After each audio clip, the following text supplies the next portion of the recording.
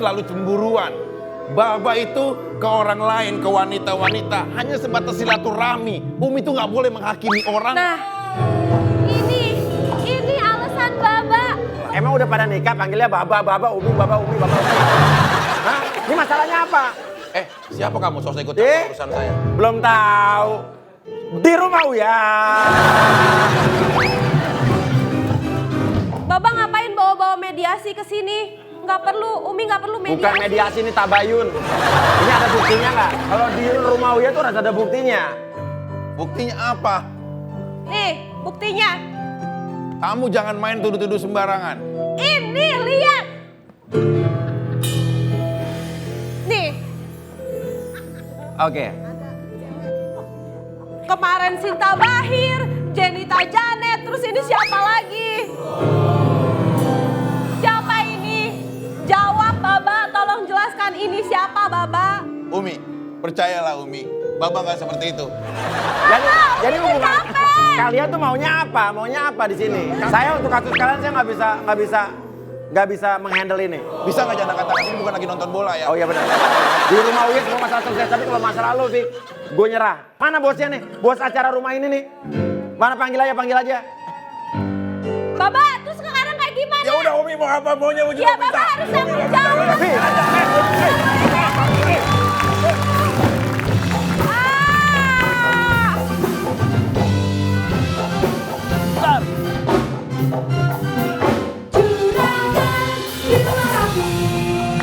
Wah, ya nggak boleh nih. Masa di rumah lo? Jangan pada ribut-ribut. Ini kenapa kalian ribut-ribut? Capek aku tuh ditipu terus sama Baba. Jalan sama ini, jalan sama itu. Ini masalah yang nggak akan bisa selesai. Kenapa? Karena laki-lakinya itu. Sudahlah, masalah kayak gini diselesaikan baik-baik. Gua kan suka nonton acara rumah Uya. Mendingan duduk kita selesaikan masalahnya bersama Uya. Ayo silakan. Aduh. Uya, emang artis best ini Uya. Oh. Uya makasih udah datang ke Thank you, Vi. Sama-sama. Sinang Laila. kita pada janji mau datang ke Vicky. Uya. Ih, belum datang. Dia janji kita pasti akan datang ke Iya. acaranya Kang Uya. Tapi memang Kang Uya ini salah satu artis serba bisul. Bisa. Aduh, serba bisa.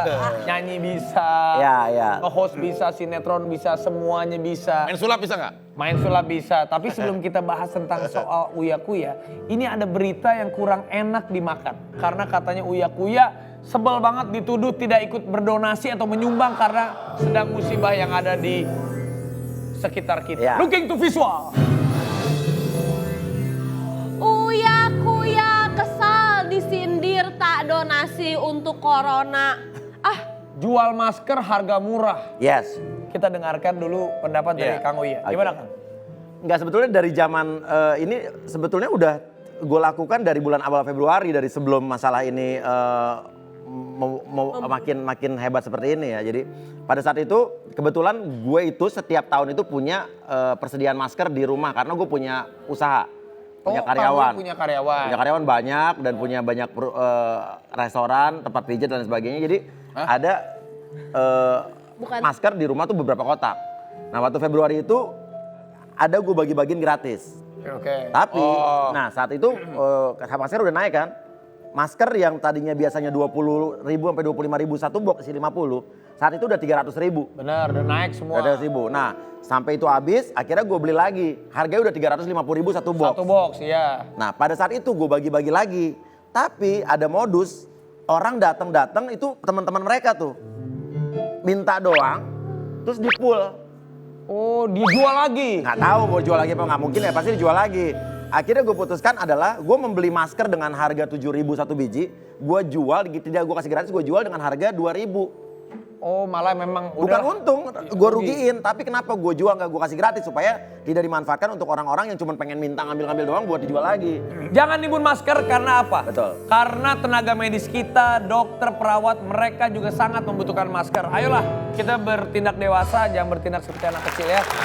Terus juga tadi tuh dibilang kenapa nggak ikut mendonasikan atau lain-lain. Emang kalau kita mendonasikan harus ngomong. Publish. Iya. Itu sih sebenarnya. Jadi sebenarnya malah Iya. Di saat kau berbuat baik, sembunyikanlah bahkan sampai orang tuh jangan ada yang tahu. Tapi Itu kalau sebenarnya. artis yang juga nyumbang juga ngomong nggak salah juga. Benar. Karena Iya. itu juga bisa jadi inspirasi buat orang. Intinya gini lah, kalau berbuat baik silakan yang tulus dan ikhlas. Jangan kita berbuat baik karena ngeliat orang lain, berbuat baiklah dari dirimu sendiri. Soal Uya Kuya ini memang dia pinter, semuanya bisa. Tahu nggak kalau Uya Kuya ternyata lulusan politik Universitas Indonesia. Iya. Ya. Serius? Lulusan UI? Bukan UI. Lulus nggak? Ah, lulus dong. Lulus lu bener. Lulus. Nih kita lihat nih ya, looking to visual. Ini foto. Ya Allah. Cewek-cewek siapa? semua ya. Itu yang tengah siapa itu? Teman-teman semua lah. Itu anak-anak komunikasi kebanyakan. Kok lu dulu tertarik dengan Universitas Indonesia ngambil politik? Emang lu pengen jadi diplomat? Iya, Bokap lu tadinya- diplomat ya? Bukan. Ya, bisa aja, elit politik Ya, atau tadi gue apapun. emang mau jadi diplomat, cuman akhirnya ya lulus kuliah malah jadi ya begini sekarang, entertainer sama usaha. Berarti Kenapa sih? melewati mata kuliah ilmu budaya dasar. IBD, IBD ya, semester 1 kan itu kan? Iya. Kak Vicky kok tahu sih? Aku nggak sombong. Dulu dia di UI, Ngambil Serius? Kak Vicky UI? dagang minuman di depan. Lu ngapain sih? Apaan sih? Lihat depan. Ini nggak hipnotis bukan? Cuma pengalihan fokus aja, tes kejujuran lo. Coba. Entah kenapa kalau lo melihat apinya membesar di hadapan lo seketika, entah kenapa apa yang keluar dari mulut saya akan menjadi kenyataan dalam diri dan pikiran Vicky. Oke. Wih, Buka mata. Tetap tersadar. Oke. Oke. Entah kenapa, ya. Setiap kali kamu berbohong, entah kenapa kamu merasakan tiba-tiba tumbuh bisul di bokong kamu, di belakang kamu, di bawah kamu, ya. Dan setiap makin kamu berbohong, bisul itu makin membesar dan serasa ingin pecah. Dan semakin kamu sakit, entah kenapa kamu rasanya ingin duduk kembali di kursi. Tahu kan? Bisul di bawah belakang dan kamu pengen duduk di kursi. Mengerti? Pertanyaannya adalah, Vicky, tanya apa? lu bener pernah kuliah, lulus. Pernah dong. Lulus secara terhormat. Fakultas Hukum. Di mana? Universitas Krishna Dwi Payana. Ini benar berarti nih.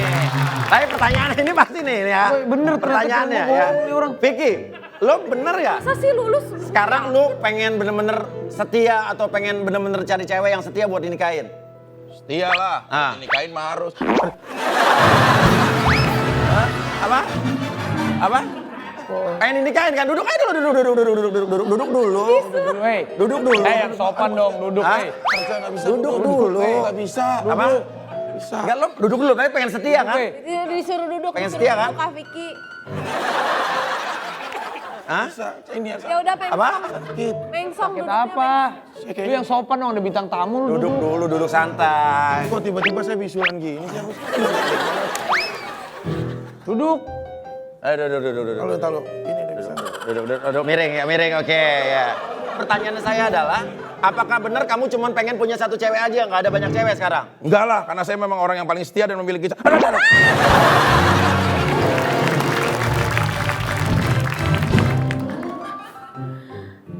Bos saya izin ya. Lu, gue mau nanya sama lu nih, lu bener gak? Sekarang kan lu lagi jomblo sendiri, lu bener mau serius sama Sahila untuk ke depan? Nah, oke, lu hilangkan duduk. Coba duduk dulu. Bisulnya udah hilang, bisul udah hilang. Tapi jangan lupa kalau kamu berbohong, makin besar kebohongannya akan semakin tumbuh bisul di mana-mana. Kamu bener gak mau Duduk serius dulu. sama Sahila? Serius bos dari dalam hati saya. Ih, bener. Serius gak sama Sahila? Saya emang suka sama dia. Suka, mau mencoba merajut kembali? Pengen lah bos, kalau dikasih kesempatan saya pengen merajut kembali sama dia. Kamu mau serius? Serius. Nyesel gak kemarin sama Sahila pisah? Nyesel lah bos.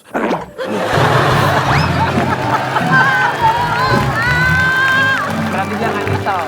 Berarti dia gak nyesel. Iyalah. Berarti dia nggak nyesel. Gimana nggak nyesel? Udah nggak sama aku langsung sama cewek-cewek lain juga. Makanya aku jalan aja sama cowok lain. Makan semua lu. Udah. Lu sama Cinta Bahir ya? Lagi dekat sama Cinta Bahir atau Sahila? Siapa? Cinta Bahir atau Sahila? Mau Sahila beneran dong. serius Sahila, nggak? bener. Sahila. Bener. Iya, saya. Udah dihilangin itunya. Oke, tepuk tangan untuk Uya. Tapi gue mau nanya sama lu deh, Kang. Lu kan kalau misalnya waktu itu kan sukanya politik. Iya. Tapi kalau sulap, kalau hipnoterapi seperti ini, lu belajar dari mana sih kok bisa ke arah situ tuh sejak kapan gitu? Sejak gue masih di Tofu, gue udah mulai belajar sulap. Setelah keluar dari Tofu, gue kan berpikir bagaimana melakukan sesuatu hal lagi. Pada saat itu gue bingung ngelihat Deddy Kobuser. Ini waktu masih di Tofu ya. Ngelihat Deddy Kobuser bengkokin sendok. Iya benar. Gue tanya kemana-mana gak ada yang mau ngajarin. Sampai waktu di Singapura, gue belajar sulap di tempat counter sulap gitu. Dibilang lu gue ajarin gratis asal lo beli 3 trik sulap. Bisa tuh. Ya udah, abis itu keterusan. Gue belajar sulap di mana-mana sampai gue ke Vegas. Gue nonton semua David Copperfield, Chris Angel. Jadi gara-gara nonton Deddy Nathan Kobuser Burton, tuh tuh nyari-nyari. Dan dulu mainnya komedi. Oh lu? Iya. Komedi magician. Yes. Abis itu lu belajar Hipnotis, hipnoterapi. ketemu orang India dulu, pengusaha di Kemang. Oke. Dia punya ilmu itu, gue belajar itu. Itu ilmu psikologi sih. Kenapa lu tertarik dari sulap terus tertarik ke hipnotis atau hipnoterapi? Iya, pada saat itu karena gue pas lagi jalan-jalan ke Las Vegas, itu gue ngeliat ada pertunjukan hipnotis, stage hipnotis itu banyak banget di sana. Dan itu jadi pertunjukan entertainment. Ya, tapi kita sambil bernostalgia seorang, kan lu namanya Uya Kuya tuh Hutomo siapa? Surya Utama. Surya Utama, looking to visual, ini dia. Jadi dulu setahu gue, Uya Kuya tuh dia punya grup lah, maksudnya punya geng sama Koko Richard Puntario, Ivan Gunawan, Renata Bita, lu Ruben Onsu juga di situ. Ben Onsu juga. Oh, jadi itu berapa tahun yang lalu terus main film Cinta 24 Karat. Iya. Itu syuting film apa syuting video klip? Video klip buat soundtrack film itu. Jadi soundtrack film itu gue yang produserin. Gue yang bikin. Apa? Hah? Lu yang apa? Soundtrack filmnya gue yang produserin. Soundtracknya. Soundtracknya? Album soundtracknya. Lu apain? Produserin. Hah? Produser? Selamat!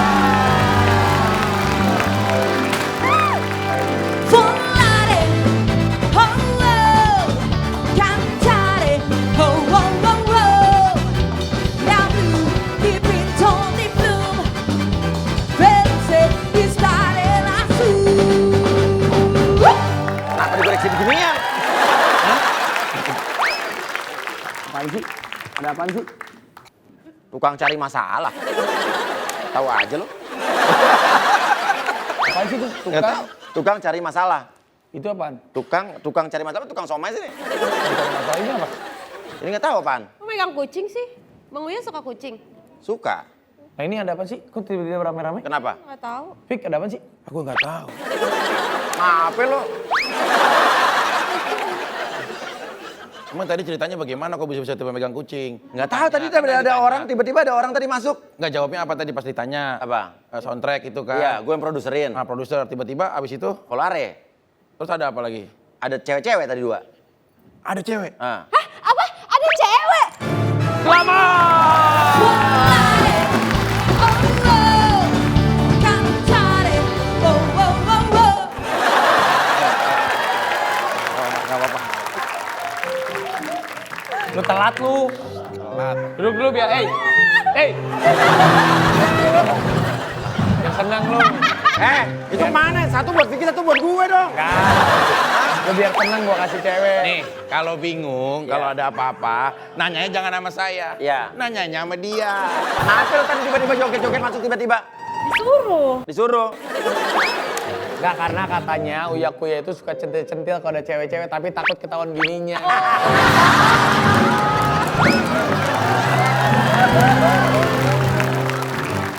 Kak Vicky.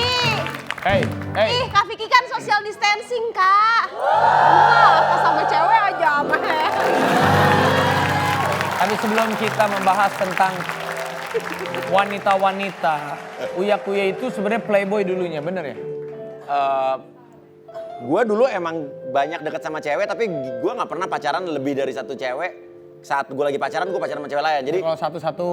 tapi kalau lagi nggak punya pacar itu pasti banyak yang gue deketin. Tapi kalau kita bahas Uya Kuya soal ceweknya, nanti kalau kita bahas kalau ada bininya aja. Kita lihat berkutik nggak dia.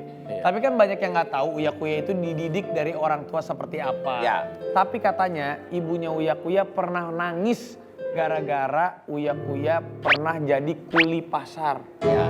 Emang lu pernah, orang tua lu dulu dari keluarga seperti apa sih Kang sampai lu pernah jadi kuli pasar? Nyokap gue, bokap gue dulu cukup. Sederhana. Ya, maksudnya nyokap gue notaris, Oke. bokap gue di departemen keuangan. Jadi juga gue sangat bersyukur dilahirkan dari keluarga yang berkecukupan, bokap nyokap yang pinter-pinter, keluarga yang pinter-pinter semua. Lu berapa bersaudara? Gue tiga bersaudara. Paling gede? Kayak sop kambing ya. Kami 3 saudara. Enggak, gue anak tengah. Oh punya kakak, punya Iya. adik. Tapi kenapa lu pernah jadi sampai kuli pasar? Iseng.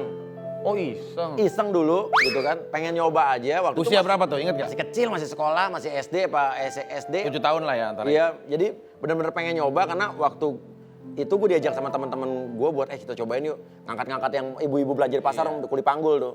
Nah ada teman nyokap gue yang ngeliat, diomongin dong, nyokap gue malu, masa anaknya mama jadi kuli panggul, kesannya kayak nggak punya uang buat dia. Tapi nyokap gue nggak tahu, dipikir Nangis nyokap lu tuh?